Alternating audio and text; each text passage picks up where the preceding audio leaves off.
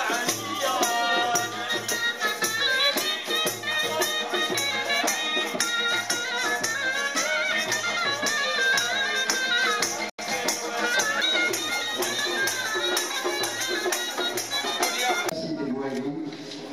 بالسلطات، مرحبا بالتمثاليين والتمثاليات.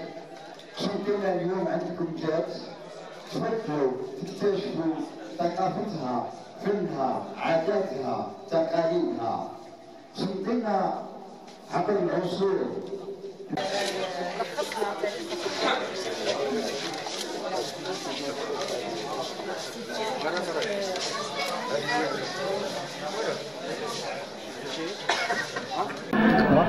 إذا تحت رعاية كريمة من السيد وزير الثقافة والفنون وبإشراف ولاة الجمهورية في إطار تبادلات ثقافية بين الولايات، تحتضن ولاية تلمسان مدينة الجسور المعلقة ولاية قسنطينة من 31 أوت إلى غاية 4 من شهر سبتمبر بمعارض وإبراز أهم التراث الثقافي والفني لولاية قسنطينة، وهذا للتعرف من طرف أهل ولاية تلمسان على ما تزخر به هذه الولاية العريقة من عادات وتقاليد وحرف تقليدية تمتاز بها ولاية قسنطينة، بالإضافة إلى حقيبة ثقافية وفنية من عروض ثقافية وفنية وعروض موسيقية للكبار وعروض ترفيهية واستقطاب أهل ولاية تلمسان وولاية قسنطينة لأهم المناطق السياحية للولايتين.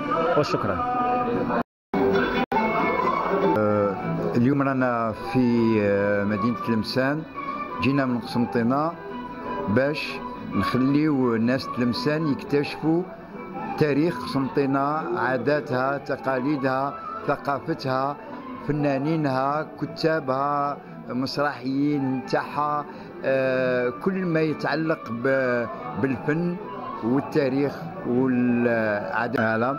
قسنطينة عبر العصور قلعة محصنة داير بها سور. تاريخنا قديم ماهوش جديد، من عهد ماسينيسا أقليد لبلاد 1.5 مليون شهيد. ماسينيسا مات في نوميديا، ماسينيسا مات وتدفن بالصح وبصحيح، وفي العاصمة سيرتا بناولو ضريح.